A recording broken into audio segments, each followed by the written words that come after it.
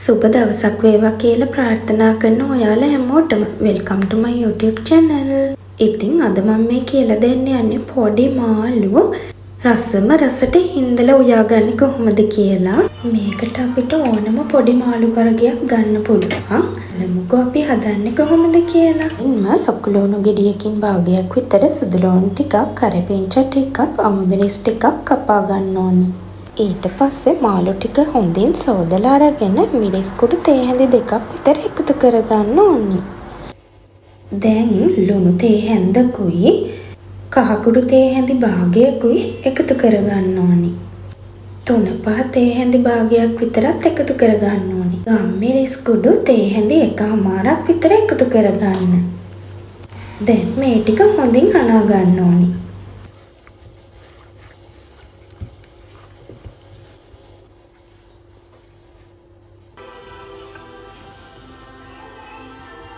දැන් මුලින් කපාගත්ත ලුණු ටිකයි අමුමිරිස් ටිකයි එකතු කරගන්න ඕනේ.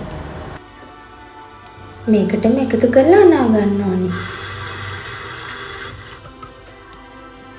දැන් පොල් තෙල් තේ හැඳි දෙකක් විතරත් එකතු කරගන්න. දැන් මුලින් කපාගත්ත තක්කාලි ටිකත් එකතු කරගන්න. දැන් මේ ටික වහලා පැය භාගයක් විතර තියන්න ඕනේ.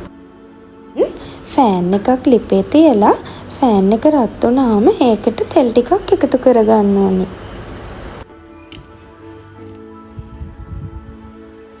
තෙල් ටික රත් වීගෙන එද්දී ඒකට අබ ටිකුයි සූදුරු ටිකුයි එකතු කරගන්න ඕනේ.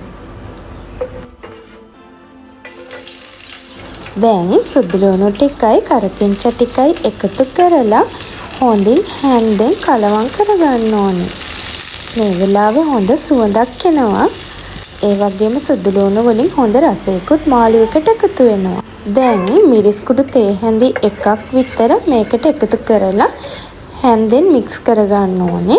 මේ වෙලාවේ ලිපේ ගින්දර හොඳටම අඩු කරගන්න ඕනේ, නැත්නම් මාළුවකට තිත්තරහක් එන්න පුළුවන්. කලින් සීසන් කරගත්ත මාළු ටික මේ විදිහට එකතු කරගන්න ඕනේ. මේ වෙලාවේදී ලුණු ටික එකතු කරගන්නේ නැහැ.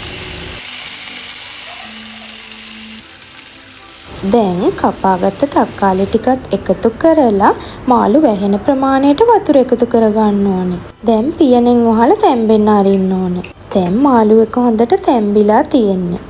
මේ වෙලාවේදී මම කලින් කපාගත්ත ලුණු අමුමිරිස් ටික එකතු කරගන්නවා. ඔයාලත් මේ විදියට හදලා බලන්නකෝ. ඇත්තටම මාරම රසයි මේ කරි එක.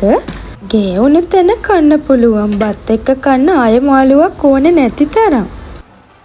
මේ වෙලාවේදී රස බලලා ගම්මිරිස් කුඩු ලුණු කුඩු ටිකක් එකතු කරගන්න පුළුවන්. දැන් ලිප වහලා දහි බින්දු 2-3කුත් එකතු කරගන්න. එතකොට තවත් රසයි. ඉතින් ඔයාලා මේ වීඩියෝ එකට කැමති නම් ලයික් එකක් දාලා තව කෙනෙකුට බලන්න ෂෙයා පාරකුත් දාන්න. මගේ YouTube channel එකත් subscribe කරන්න.